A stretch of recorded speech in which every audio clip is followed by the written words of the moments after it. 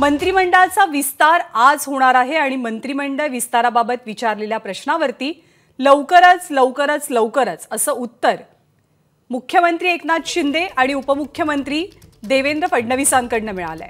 आणि हा लवकरचचा दिवस आज उजाडलेला आहे। सकाळी 11 वाजता राज्य मंत्रिमंडळाचा विस्तार होईल। भाजप आणि शिंदे गट यांचे मिळून साधारणतः 16 ते 20 आमदार मंत्रिपदाची शपथ घेतील अशी माहिती मिळते। काल रात्री उशिरापर्यंत शिंदे गटाच्या आमदारांची मुख्यमंत्र्यांच्या नंदनवन निवासस्थानी खलबत सुरू होती। सोबतच देवेंद्र फडणवीसांच्या सागर निवासस्थानी सुद्धा संभाव्य मंत्र्यांची डिनर टेबलवरती चर्चा झाली आहे। एकनाथ शिंदे आणि देवेंद्र फडणवीसांनी मुख्यमंत्री आणि उपमुख्यमंत्री पदाची शपथ घेऊन 40 दिवस लोटले आणि आता 40 दिवसांनंतर म्हणजे जवळपास 1.5 महिन्यांनंतर मंत्रिमंडळाचा विस्तार होतोय। पण आज मंत्रिमंडळाचा संपूर्ण विस्तार होणार नाही। शिवसेनेतल्या सत्ता संघर्षावरती सर्वोच्च न्यायालय आणि निवडणूक आयोगाने आपला निकाल जाहीर केल्यावर पूर्ण विस्तार केला जाईल अशी माहिती मिळते। 40 दिवस मंत्रिमंडळाचा विस्तार रखडलेला होता। विस्तार का होत नाही यावरून विरोधकांनी टीका केली होती। अखेर मुहूर्त सापडलाय। सकाळी 11 वाजता नवनिर्वाचित मंत्र्यांचा शपथविधी पार पडणार आहे। आपले प्रतिनिधी गणेश ठाकूर सध्या आपल्या सोबत आहेत। गणेश, शपथविधी तर होतोच आहे। सगळ्यात महत्त्वाची बाब म्हणजे नेमकी कुणाकुणाची वर्णी, म्हणजे साधारणतः किती जण शपथबद्ध होतील आणि कुणाकुणाची नावं प्रामुख्याने पुढे येतात? ज्ञानदा, कालपर्यंत चर्चा होती की 15 ते 18 आमदार यांना मंत्रिपदाची शपथ आज दिली जाईल। मात्र आता अशी माहिती येते की जवळपास 20 जणांना आज शपथ दिली जाऊ शकते। काल रात्रभर ही खलबत्त नंदनवन इथं सुरू होती। शिंदे गटामधील कोणाच्या नावाला तिथं प्राधान्य दिलं जातं आणि कोणाला मंत्रिपद मिळतं यावरती खलबत्त झाली। जवळपास 14 आमदारांना तिथं बोलवण्यात आलं होतं, ज्यापैकी 9 आमदारांच्या नावाची चर्चा आहे ज्यांना आज मंत्रिपदाची शपथ दिली जाईल। ते नावं तुम्हाला मी सांगतो। उदय सामंत, गुलाबराव पाटील, संदीपन भुमरे, शंभूराज देसाई, अब्दुल सत्तार, दादा भुसे यासोबतच आणखी 3 नावं ज्यांना आज मंत्रिपदाची शपथ दिली जाऊ शकते, जे काल मुख्यमंत्री एकनाथ शिंदे यांच्या निवासस्थानी बैठकीसाठी हजर होते। त्यात संजय शिरसाट, तानाजी सावंत आणि भरत गोगावले अशी ही 3 नावं आहेत। म्हणून 9 शिंदे गटाचे तर 11 आमदार यांना भाजपचे यांना आज शपथ दिली जाईल। भाजपच्या गोत्यातनं 9 नावांना कन्फर्मेशन आलेलं आहे। चंद्रकांतदादा पाटील, राधाकृष्ण विखे पाटील, सुधीर मुनगंटीवार, गिरीश महाजन, सुरेश खाडे, अतुल सावे, मंगलप्रभात लोढा, रवींद्र चव्हाण आणि विजयकुमार गावित अशी 9 नावं कन्फर्म करण्यात आलेली आहेत। त्यांना काल फोनही गेले होते। याशिवाय 2 आणखी नावं आहेत ज्याबद्दल काल रात्रभर चर्चा झाली। जवळपास 12-12:30 पर्यंत उपमुख्यमंत्री देवेंद्र फडणवीस आणि भाजपचे इतर नेते तिथे उपस्थित होते, त्यांच्यात चर्चा झाली आहे। त्या 2 नावांबद्दल अद्याप स्पष्टता दिली गेली नाही आहे। त्यांना आज सकाळी मेसेज जाऊ शकतो। म्हणून मुंबईतनं एक नाव मंगलप्रभात लोढा आहे, तर ठाण्यातनं रवींद्र चव्हाण आहेत। एक बॅलन्स देण्याचा प्रयत्न केला आहे। आता यामध्येही जर पाहिलं तर शिंदे गटामध्ये मराठवाड्याला जास्त जागा दिल्या गेल्या आहेत। त्याचबरोबर पश्चिम महाराष्ट्रामध्ये देखील शंभूराज देसाई यांचं नाव आहे। कोकणातनं उदय सामंत येतात। त्याचबरोबर भरत गोगावले आहेत, तानाजी सावंत, या सगळ्यांची चर्चा जी सुरू होती, तर यांनाही आज मंत्रिपदाची शपथ दिली जाईल। म्हणून एक बॅलन्स देण्याचा प्रयत्न केला आहे।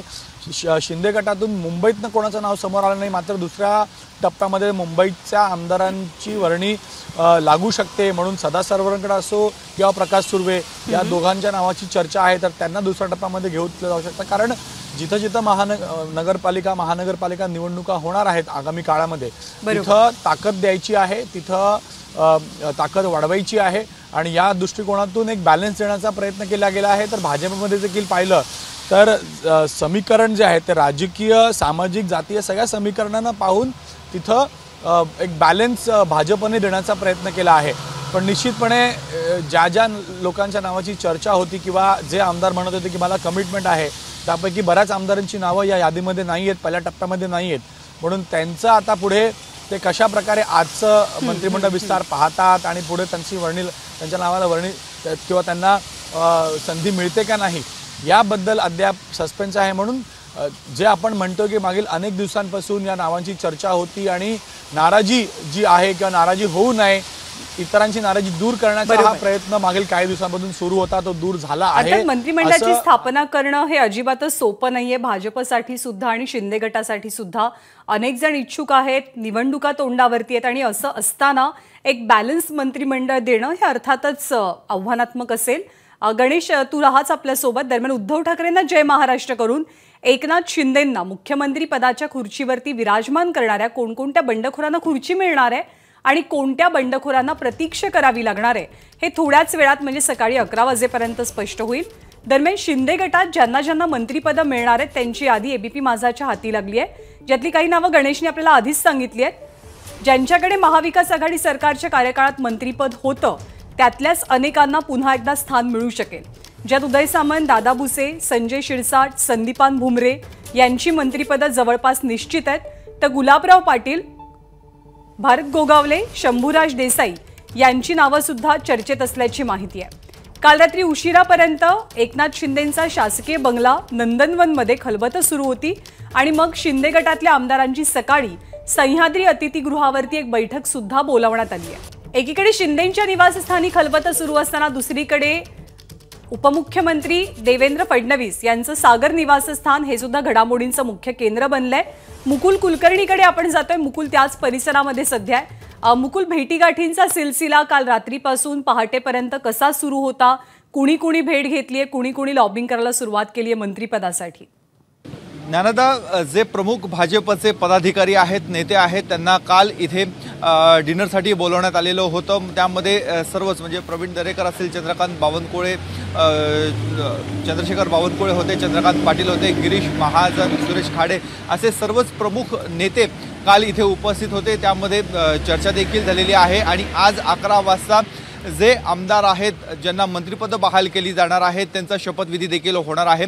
भाजपने जसं मगाशी गणेशने देखील सांगितलं की एक प्रादेशिक समतोल राखण्याचा प्रयत्न केलेला आहे। एकीकडे नंदुरबारसारख्या अतिदुर्गम भागामध्ये विजयकुमार गावित यांचं पुन्हा एकदा पुनर्स्थापन करण्यात आलेलं आहे। गेल्या काही वर्षांपासून ते थोडेसे दुर्लक्षित होते, त्यांच्या रूपाने नंदुरबारला मंत्रिपद मिळतं आहे आणि त्याचबरोबर भाजपची ताकद देखील तिथे वाढवण्याचा प्रयत्न केला जाणार आहे। जळगाव जिल्ह्यामध्ये आपण बघितलं गुलाबराव पाटील यांना बंडखोर शिवसेनेच्या बंडखोरांमधनं त्यांचं नाव समोर येत आहे आणि त्याचबरोबर गिरीश महाजन जे भाजपचे देवेंद्र फडणवीस यांचे अत्यंत निकटवर्तीय म्हणून समजले जातात, त्यांचं देखील नाव समोर आलेलं आहे। त्यामुळे एकीकडे प्रादेशिक समतोल राखला जात आहे, परंतु त्याचबरोबर आपली पकड पक्षावर अधिकाधिक मजबूत करण्याचा देखील प्रयत्न या माध्यमातून केला जात आहे। नाशिक महानगरपालिकासह इतर महानगरपालिकांच्या निवडणुका आहेत, त्यामुळे वजनदार मंत्री जर असले मंत्रिमंडळामध्ये तर त्यांचा स्थानिक स्वराज्य संस्थांच्या निवडणुकांमध्ये अधिकाधिक उपयोग करून घेता येऊ शकतो। याच माध्यमातून ही नावं समोर आलेली आहेत। मग त्यामध्ये राधाकृष्ण विखे पाटील असेल, सध्याचे प्रदेशाध्यक्ष चंद्रकांत पाटील अशी नावं देखील आता समोर आलेली आहेत। त्यामुळे 9 ते 10 मंत्री भाजपचे आता त्यांची नावं ही जवळपास निश्चित झालेली आहे, परंतु ऐनवेळी 1-2 नावं ही आतमध्ये येऊ शकतात का अशी देखील आता चर्चा सुरू झालेली आहे। मध्यरात्रीपर्यंत सागर या निवासस्थानामध्ये अनेक घडामोडी घडलेल्या आहेत, चर्चा झालेली आहेत, खलबतं झालेली आहेत, परंतु आज सकाळपासून अद्यापपर्यंत इथे शुकशुकाट आहे। कुठलाही भाजपचा वरिष्ठ नेता इथे अद्यापपर्यंत आलेला नाही। मात्र थोड्याच वेळामध्ये काही भाजपचे नेते इथे येतील, देवेंद्र फडणवीस यांच्याबरोबर चर्चा करतील अशी शक्यता ही व्यक्त होत आहे। मुकुल आणि गणेश, तुमच्या दोघांकडनं ताजी माहिती वेळोवेळी जाणून घेत राहणार आहोत, तुर्तास धन्यवाद। त्यामुळे सकाळी 11 वाजता राज्याच्या मंत्रिमंडळाचा विस्तार होणार आहे।